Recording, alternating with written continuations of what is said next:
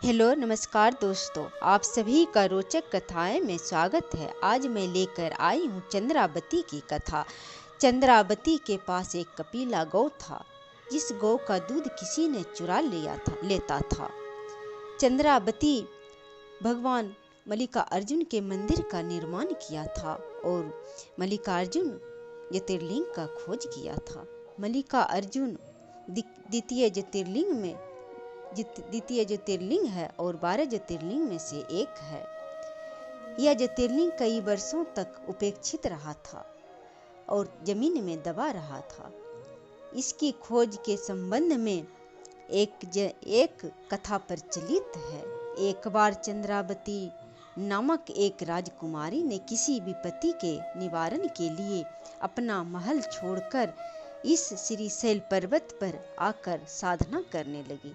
इसके लिए उसने कदली वन को चुना। वह अपनी गायों के साथ ग्वाल बालों में इस तरह घुल मिल गई थी कि सब उसे ग्वालन ही समझने लगे। राजकुमारी चंद्रावती के पास एक कपिला गौ थी। उस कपिला गौ के दूध किसी ने चुरा लेता था। राजकुमारी ने चोर को पकड़ने का निश्चय किया। एक रात गाय के दूहने का स्वर सुनाई दिया। वह दौड़कर गाय के पास पहुंची तो उसने देखा कि उसकी कपिला गाय एक बेल पेड़ के नीचे खड़ी है और उसके थन से दूध निकल रहा है। दूध की धारा निकल रहा है और पृथ्वी पर गिर रही है। गाय के साथ ऐसा प्रतिदिन होता था। चंद्रावती ने वहां गड्ढा खुदवाया तो उससे एक शिवलिंग निकला। यह शिवलिंग बड़ा ही चमकीला था, जो सूर्य के किरणों की तरह आभा फेंक रहा था। जैसे प्रतीत होता था कि इसे ज्वाला ही निकल रही हो और उसकी लौ चारों ओर फैल रही थी। चंद्रावती ने इस ज्योतिर्लिंग को भगवान शिव के रूप में उपासना की। फिर उसने वहां एक विशाल शिव मंदिर बनवाया। इसे भगवान शिव उस पर प्रसन्न हुए। वह कैलाश गई, जहां उसे मोक्ष मिला। पत्थर की एक शिला पर खुदी चंद्रावती की कहानी लिखी है। वह कहानी जाकर देखी जा सकती है। कहा जाता है कि वर्तमान मंदिर उसी मंदिर का ढांचा है। बाद में विजयनगर के नरेश हरिहर राय 1804-5 ईस्वी में मंदिर एवं 4 गोपुर बनवाए तथा एक तालाब भी खुदवाए। परम शिव भक्त महारानी अहिल्याबाई होलकर ने पातालगंगा कृष्णा नदी के तट से ऊपर श्री मल्लिकार्जुन मंदिर तक जाने के लिए 852 सीढ़ियों का मार्ग बनवाया। लेकिन ये सीढ़ियां आधे रास्ते तक ही है और काफी चढ़ाई वाली है। कर्नाटक आंदोलन के दौरान छत्रपति शिवाजी आरती के समय मल्लिकार्जुन ज्योतिर्लिंग के दर्शन करने के लिए आया करते थे। उन्होंने मंदिर के दाहिने पार्श्व में एक गोपुर का निर्माण करवाया था। दिनों के लिए सदाव्रत खुलवाया था। मान्यता है कि हिरण्यकश्यप, नारद, पांडव, श्री राम आदि पौराणिक व्यक्तित्वों ने इस पवित्र स्थान के दर्शन किए थे। आचार्य शंकर, रेणुकाचार्य, अक्का महादेवी, हेमरेड्डी, मल्लम्मा जैसे कुछ महान श्रद्धालु ने यहाँ आकर मल्लिकार्जुन की पूजा की थी। शिवरात्रि, श्रावणी सोमवारी एवं अन्य विशेष पर्वों पर यहाँ बड़े मेले का आयोजन होता है। यहाँ कहा जाता है कि यहाँ आकर भगवान शिव की आराधना करने वालों की सारी मनोकामना पूर्ण होती है और भगवान शिव के चरणों में स्थान प्राप्त होता है। यहाँ दैविक और भौतिक तीनों प्रकार की बाधाएं समाप्त होती है और अंत में मोक्ष की प्राप्ति होती है। श्रीशैल पर्वत पर वृक्ष आदि नहीं है। दक्षिण के मंदिर की तरह ही श्री मल्लिकार्जुन मंदिर है। एक ऊंचे पत्थर का परकोटा है जिस पर हाथी घोड़े बने हैं। इस परकोटे में चारों ओर द्वार है। सभी द्वारों पर गोपुर बने हुए हैं। इस परकोटे के भीतर एक और परकोटा है जिसके भीतर मल्लिकार्जुन का निज मंदिर है। मंदिर बहुत बड़ा नहीं है।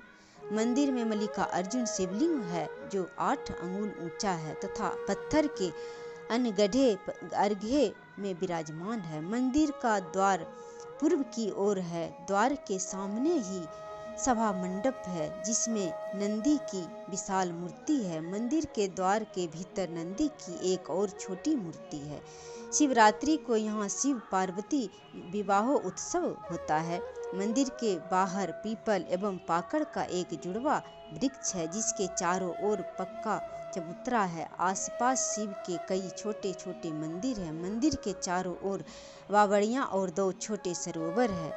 मल्लिकार्जुन मंदिर के पीछे देवी पार्वती का मंदिर है। यहाँ उन्हें मल्लिका देवी कहा जाता है। यहाँ की सबसे बड़ी विशेषता यह है कि मल्लिकार्जुन ज्योतिर्लिंग का किसी भी धर्म या संप्रदाय के लोग स्पर्श कर सकता है और पूजा कर सकता है। पास ही में कृष्णा नदी को ही यहाँ पताल गंगा कहा जाता है। मल्लिकार्जुन मंदिर के पूर्व द्वार से एक मार्ग पताल गंगा तक गया है। पताल गंगा मंदिर से लगभग 2.5 किलोमीटर दूर है और मार्ग भी कठिन है।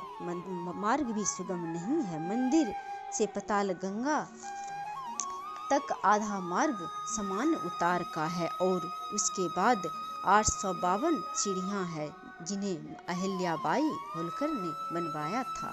ये सीढ़ियां खड़े उतार की है। बीच बीच में विश्राम करने के लिए स्थान बने हुए हैं। श्रद्धालु पताल गंगा में स्नान करते हैं और शिवलिंग पर जल यहीं से ले जाकर चढ़ाते हैं। पताल गंगा तट पर पूरब की ओर जाने पर एक कंदरा मिलती है जिसमें देवी तथा भैरवा आदि देवताओं की मूर्ति है। यहीं पर हाटकेश्वर या शिखरेश्वर मल्लिकार्जुन के आसपास ही है और अम्बा जी के मंदिर भी है जहाँ अम्बा जी के बड़ी मूर्ति है। भ्रामरा देवी का मंदिर है। वहीं पर अम्बा जी के बहुत बड़ा विशाल मूर्ति है। बिल्व शिखरेश्वर से लगभग 9 किलोमीटर आगे बेलवन है। यहाँ एक माँ देवी का मंदिर है। एक माँ देवी का मार्ग तथा आवश्यक सुरक्षा के वहाँ कोई नहीं जाता है। यह मार्ग बड़ा ही कठिन है। पेचखू से श्रीशैल पर्वत की चढ़ाई शुरू हो जाती है। श्रीशैल पर्वत पर लगभग 8 किलोमीटर की चढ़ाई के बाद भीमतोला कुंड पड़ता है। भीमतोला से लगभग 6 किलोमीटर आगे मल्लिकार्जुन ज्योतिर्लिंग है। उसमें 4 किलोमीटर की चढ़ाई बड़ी कठिन है। मल्लिकार्जुन की यात्रा बड़ा ही कठिन है। यह ज्योतिर्लिंग के दर्शन के साथ साथ प्रकृति के भी सौंदर्य का भरपूर आनंद लिया जा सकता है। वैसे तो लोग यहाँ के बराबर यात्रा करते हैं, लेकिन मूल यात्रा शिवरात्रि और शिवन नवरात्रि में करते हैं। यहाँ ठहरने के लिए मल्लिकार्जुन मंदिर के आसपास कई धर्मशालाएं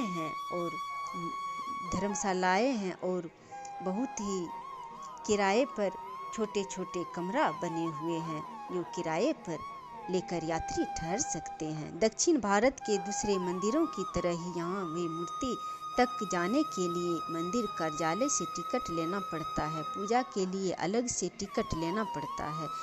हाँ, इतना अवश्य है कि श्रद्धालु यहाँ लिंग का स्पर्श कर सकते हैं, चाहे वे किसी भी जाति संप्रदाय का या धर्म का हो।